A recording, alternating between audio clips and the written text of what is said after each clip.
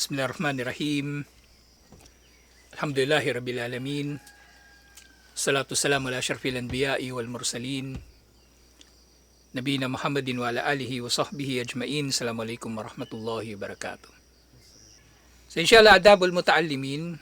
Si panghuling bahagi ng chapter tungkol sa pagsusulat. Wa ala man yaktubal ilm an yahrisa ala iltizami adabil kitaba. So meron din pala mga adab, mga magagandang asal sa pagsusulat. Lahat naman ng bagay, alhamdulillah, merong mga magandang asal sa pagsasakatuparan nito, insyaallah. So meron ditong ilan na tinukoy. Ano ba itong natukoy dito? 4 yung 5 na pangunahin na tinukoy. Unang-una, al-inayatu bisihatil kitaba. Lugatan wa imlaan. So dapat tama daw yung isinusulat mo. Grammatically o kahit sa spelling, tama dapat. Hindi shortcut. Yung yung problema minsan di ba, yung mga estudyante. Kahit saan, kahit yung mga nag-aaral sa DepEd, ganun. Inisip nila kapag shortcut nila yung pagsusulat, mabilis sila makakasulat. Diba? Pero nakakadulot pa yun ng kalituhan Yung gagawin mo shortcut. By Muhammad, susulat mo Muhammad, MUHD na lang. Mas mainam, pinakamainam, isulat yung buong pangalan. At ganyan din, magsulat ka ng tamang grammar. Lalong-lalo na kung sinusulat mo libro. O kaya bagay na isinusulat mo para basahin ng iba. Yun din yung kagandahan sa sa Facebook tsaka ibang mga social media ngayon. Kasi nagkakaroon ng platform na yung mga sinusulat mo mababasa ng iba. Napakalaking bagay. Kasi dati meron nga kaming magazine 2010, hindi pa uso nun yung Facebook. Pinapadala namin yung email. Email pa namin pinapadala yan. Pero nung nauso na yung Facebook, nagkaroon ako ng Facebook October 2010. So yun, tinigil na rin namin yung magazine. So doon ako nagpo-post nung yung mga article na sinusulat ko. Malaking bagay yung pagsusulat. Yun nga. Katulad nga nabanggit nung nakaraan, di ba? Fal ilmu sayyidun wal kitabatu kayyidu. Ang kaalaman daw ay binibingwit o hinuhuli. At ang pagsusulat, yung magiging hawla nung nahuli mo. So doon mo siya mapapanatili yung kaalaman mo, inshallah, sa pagsusulat. Lalo na sa pagtuturo. Kapag yung kaalaman mo, tinuturo mo, mas maintindihan mo yung tinuturo mo, inshallah. Na dito nga, al-bud'u, ay hindi, pangalawa pala yung nabasa natin, mali pala. Awaluha, mali pala yung nabasa, pangalawa pala. Balikan na natin. Al-bud'u bil basmala. So mainam magsulat ng bismillah. So umpisa nang sinusulat. Bismillah. Iktidaan bi fi'lin Nabi sallallahu alaihi wasallam fi kafati risailihi wa makatabatihi. Haytu kana yabda'u bi bismillahi ar-rahmanir rahim. So bilang pagsunod daw sa gawain ni Propeta Muhammad sallallahu alaihi wasallam na tuwinang siya ay may ipinapasulat o susulatan. Sinisimulan niya ito sa Bismillahirrahmanirrahim. So ganun din ako, pero minsan basta madalas basta either alhamdulillah, masyaallah o subhanallah, doon ako nagsisimula magsulat. Lalo na yung mga pinopost ko sa Facebook. Pero minsan kasi may di ba may mga post sa Facebook yung may kulay. Maikli lang yung masusulat mo dun Kaya yung pag ganun, di na ako nagbibismillah. O kaya may ite-text kayo. Yung text, maikli lang yung text, di ba? 140 characters, ganun din. Pero ngayon kasi, ang kagandahan ngayon, yung text ngayon, unlimited na yung yung character, di ba? Madodoble yung singil. Kapag lumabas ko ng 140 characters, sa halip na piso yung text mo, halimbawa, magiging 2 piso. Dati kasi unang panahon, bago pala yung cellphone, unang beses ako nagkaroon ng cellphone, Yung 1999. 1999. Alcatel. Oo, mga ganun. 32. Wala pa nga text nun eh. Yung unang Nokia, yung 909, yung ganun kalaki oh. Parang radyo, tapos may antena. Walang text yun, tawag yun. Tapos loloadan mo yun. Ganun din, loloadan mo siya ng prepaid. Tapos yung mga SIM card no, ang gaganda pa ng mga SIM card no, yung box niya, yung lata. Yung Alcatel, yun yung yung unang lumabas na mura na cellphone. Tawag nila safeguard. Kasi hugis siya parang safeguard pabilog. Pero mahal nun ng mga yung mga Nokia. Mga 3210, nasa 20 mil yung brand new. 20 mil. Yan yung unang cellphone, 1999. Tapos 2003, bumili ako ng sa tatay ko pa nga yun yung cellphone na yun, yung 909. Siya yung bumili nun. Pero yung unang cellphone ko talaga na nabili. Yung 3310, 2003 yun. Second hand pa nga binili ko Kasi mahal talaga yun. Yung brand yun nun. Yung text noon, kapag mahaba masyado, di ba putol? Hindi na darating yung kalahati maaring mapuputol na siya. Hindi pa ganun yung network noon. So pag magsusulat ka, sikapin mo na masimulan mo siya ng Bismillah. Ano pang ibang salita na mainam? Simulan dito yung iyong sinusulat. Pangalawa, ito na nga yung nabaligtad natin kanina. So dapat tama yung spelling mo. Tapos tama rin yung grammar. Mal inayati bidabtil kalimat al-Arabiya bisyakli.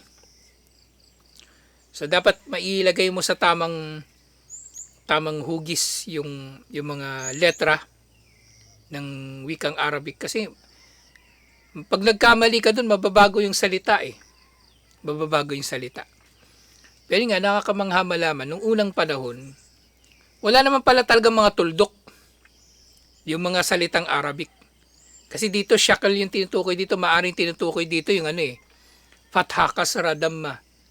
So kahit yun, dito na rin yung manok mo, masyaallah. Yung tandang mo. Yung nakasunod. Nung nandun tayo, nandun palagi yan sa pinto Okay, nandito na naman siya Masyaallah. Dati, walang mga fathakas radamma. Tapos wala yung mga tuldok. Yung mga shin, wala siya mga tuldok. Pero babasa pa rin ng mga Arabo.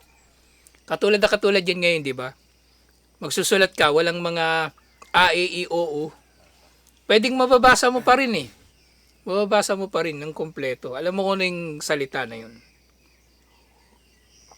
Pero, mas mainam, kompletuhin mo na. Hindi naman siya magiging sagabal masyado, inshallah. Sumunod, al-kitabatu bikhatin wadi. Makru gaira dakika. Ang pagsusulat sa pamagitan ng malinaw na pagsulat. Yung maayos na pagsulat, hindi parang speaking of manok, yung parang kinahig ng manok, di ba? Yung pangit na sulat, ang tawag nila parang sinulat o kinahig ng manok. O kaya sinulat ng doktor. Yung mga doktor nga, walang katuturan yung ginagawa nila na yung pangit yung sulat nila na pharmacist lang talaga yung makakabasa.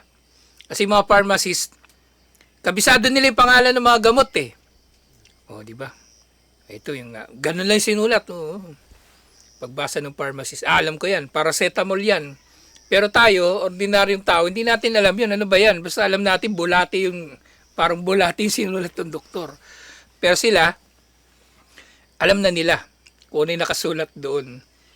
Tapos, yun sa pagsulat, dapat daw makru, nababasa, at gaira dakik. Yung gaira dakik, hindi masyadong maliit. Yung saktuhan mo lang yung pagsulat mo, lalo na sulat kamay.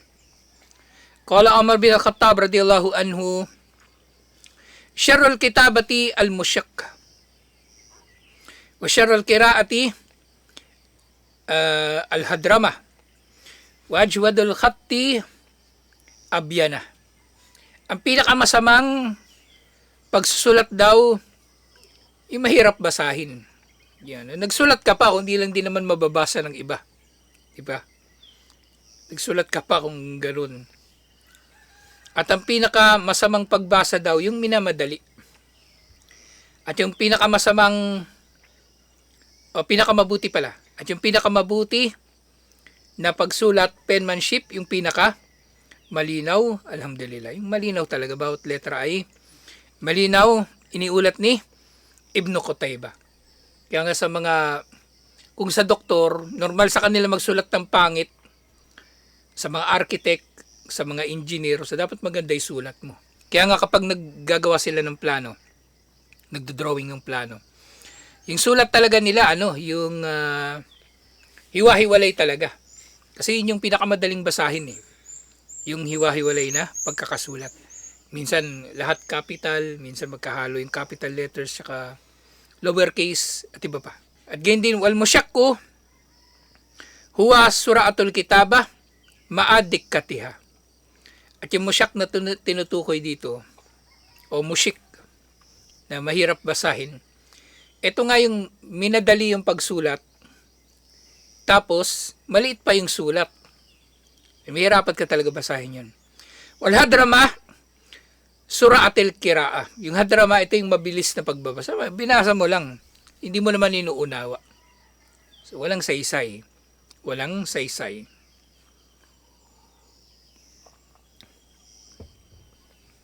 Wakal al-Imam Ahmad bin Hanbal libni akihi Hanbal bin Ishaq. So meron daw siyang kapatid, si Imam Ahmad. Yung pangalan ng anak ng kapatid niya, Hanbal. Yung kapatid niya, Ishaq yung pangalan. So sabi niya dun sa pamangkin niya, Wakadraahu yaktubu khattan dakikan. Nakita niya yung pamangkin niya sumusulat ng napakaliit na pagsulat. Sabi niya, La taf'al, huwag mong gagawin yan. Huwag mong gagawin yan, magsulat ka ng sobrang liit. Fa innaka ahwaja ma takuna ilayhi yakunuk. Huwag mong gagawin yan. Kasi parang ibig niya sabihin dito, ikaw ang mas may pangangailangan diyan sa sinusulat mo kaysa sa iba. Yung sinulat mo, ikaw ang unang babasa diyan. Kaya ayusin mo yung pagsulat niyan. 'Di ba?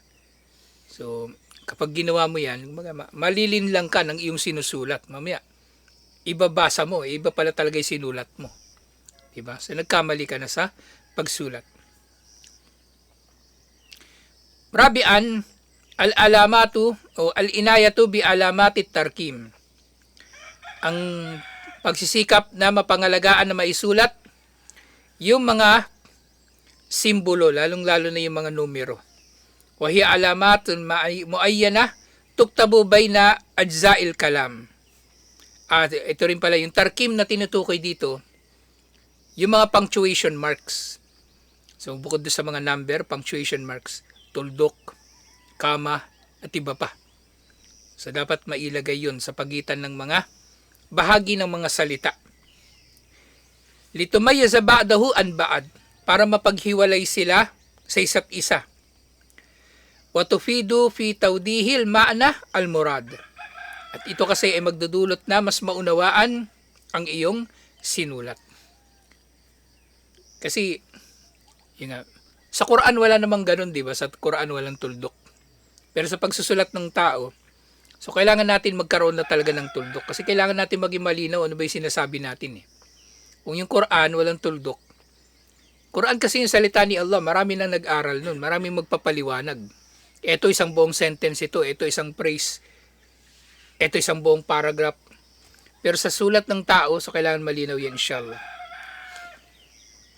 Wa ahammu hadhihi al-alamat al-fawasil wan nukat wa alamatul istifham wa ta'ajjub wal aqwas wa alamatu at-tansis wa gayraha. Pinakamahalaga sa mga punctuation mark na ito, yung mga tuldok, yung mga kama, yung mga tuldok, alamatul istifham, question mark, di ba? Kasi pwedeng yung isang statement mababasa natin na declarative ba siya o pananong. So, kung may question mark, di mas malinaw, pananong pala ito. Kasi di ba naging sample na natin, di ba? Yung ma'ajmalu hadal mandar at saka ma'ajmala hadal mandar. Yung maajmalu hadal mandar, ang kahulugan nun, meron pa bang mas magandang tanawin kaysa dito? Maajmalu. Pwede nga sabihin, maajmalu min hadihil mandar. Ano bang mas magandang tanawin kaysa sa tanawin na ito? Pero kapag sinabi mo, maajmala hadal mandar, napakaganda ng tanawin na ito. So, hindi siya pananong. Whereas, kung lalagyan mo ng question mark, magiging malinaw na pananong yun. At yun nga yung question mark sa Arabic baligtad. Di ba yung Arabic nagsisimula sa kanan pa kaliwa? So ganun din, baligtad din yung question mark. Baligtad yung question mark. Wa ahammu hadhil alamati nga fawasil wan nuqat, yung may iba pa. Mimma yash'alul kitaba kashibatan tasurru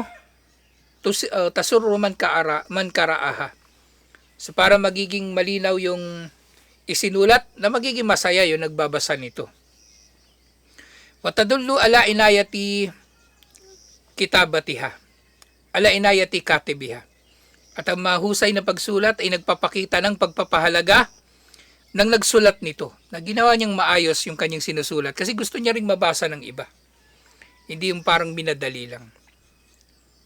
Fainal udaba yakulun, dahil yung mga tagapagsulat daw nagsasabi sila, al-khattu huwal katib. Ang penmanship, yun daw ang katauhan ng tagapagsulat. So kung maganda yung sulat mo, maganda rin yung pagkatao mo, inshallah. Doon sa larangan na yun na pinag-uusapan. Yung kasi kung gusto mong mabasa ng iba, ayusin mo rin yung pagsusulat, inshallah. Wa arini khattak akul lakaman anta. Sinasabi nila, ipakita mo sa akin ang paraan mo ng pagsulat, yung penmanship mo, at sasabihin ko sa iyo kung sino ka. Pero ngayon, maaring hindi na to hindi na to totally applicable kasi bihira na magsulat mga tao ngayon kahit sa eskwelahan Notebook ni Choco walang laman Notebook ng mga bata ngayon walang laman, puro drawing. Nagbago na yung panahon. Pero nga, mainam na na maibalik. Na yung tao nagsusulat pa rin, inshallah. Kasi may pakinabang pa rin. Lagi ko sinasabi yung Bombay, di ba? Yung Bombay, meron namang cellphone, meron ng tablet. Pero may dala pa rin yung notebook. Kasi may pakinabang sa pagsusulat. Wama kutiba karra, wama hufida farra. So naman daw ang isinulat ay nananatili. At anumang kinabisado lang ay maaring maglalaho. Di ba? Kinabisado mo lang yung mga may utang sa'yo. 10 yun. Mamaya nakalimutan mo na yung 2. Hindi mo na maalala. At magkano yung utang nila. Samantalang kung sinulat mo, di alam mo kung sino silang 10 lahat-lahat. Wayan bagi likulli katibin an yuraji'a makatabahu fawra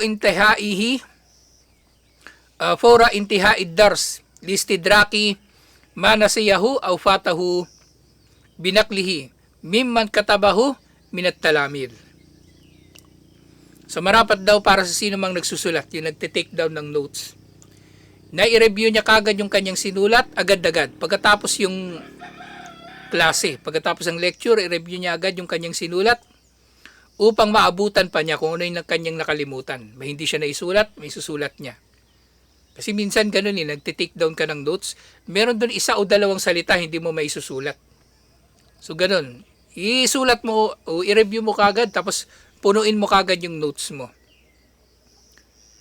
At ganyan din, kung meron ka mangang hindi naisulat, di ba? Ay, may hindi pala ako naisulat.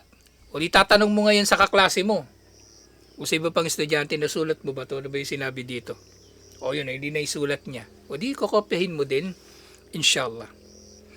Wal yahris ala nususil akhta li alla yakra'ahu ba'da muddatin fayaqa'u fil khata. At ganyan din, kapag nireview niya kagad yung notes niya at meron siyang maling na isulat, o di may tatama niya kagad yun.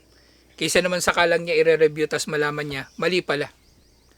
So, mas masahol, pinanghawakan niya na yung isinulat niya na mali pala.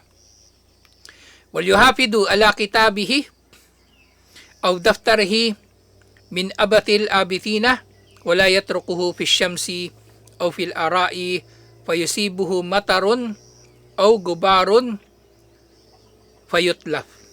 So kailangan daw pangalagaan niya yung kanyang mga aklat o kanyang mga notebook mula sa mula sa pagkasira na mapaglalaruan ito. Halimbawa mga bata, yung notebook mo kung saan lang mo lang ilalagay, yung notebook mo drinawingan na, huwag ginawa ng eroplanong papel, ginawa bangkang papel o iba pa. Huwag niya itong iiwan sa ilalim ng araw na maarawan o mauulanan o maalikabukan na dahil dito masisira yung kanyang notebook. Wahina idin yandamu ala tafritihi fi taji'i dhalikal ilm alladhi dawwanahu fitratan tawila.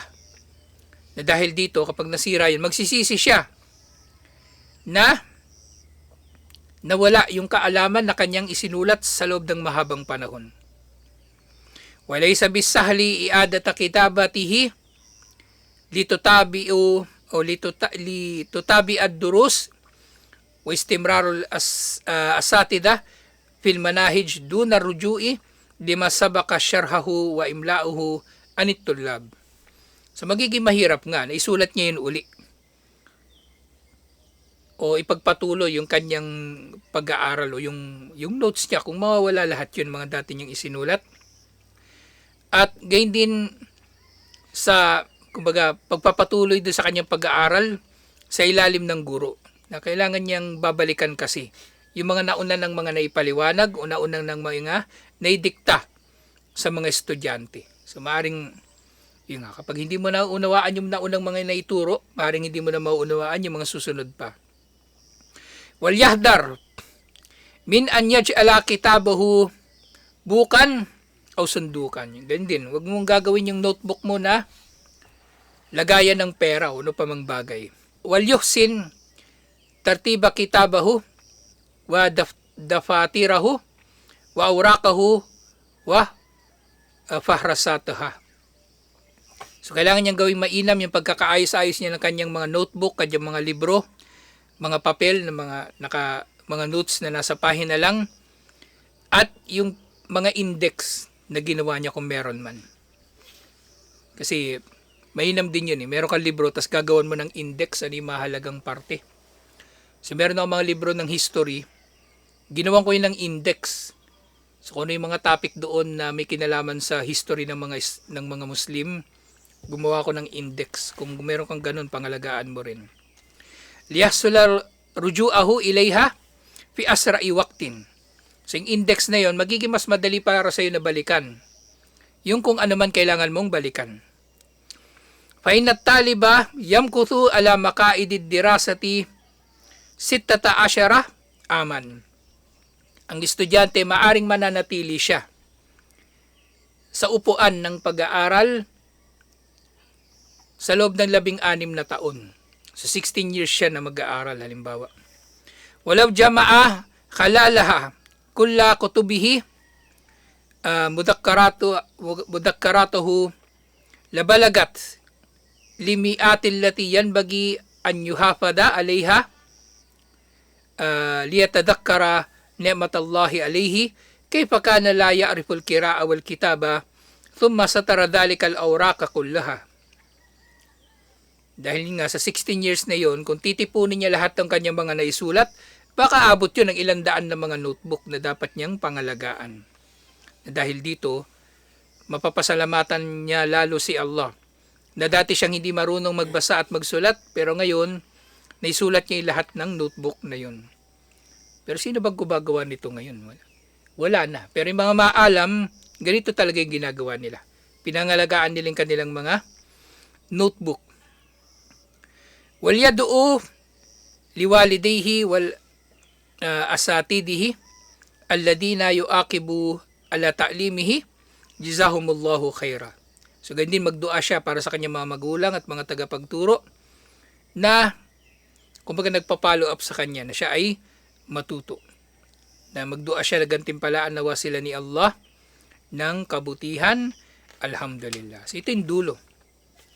Ito yung dulo ng ng aklat ng kitaba. Alhamdulillah. Sa isunod na bahagi na ito ng alhip, inshallah, yung pagkakabisado na advanced din na antas ng pag-aaral, inshallah, na napakahalaga lalo na sa pag-iima mo, kahit sa pang-araw-araw na buhay.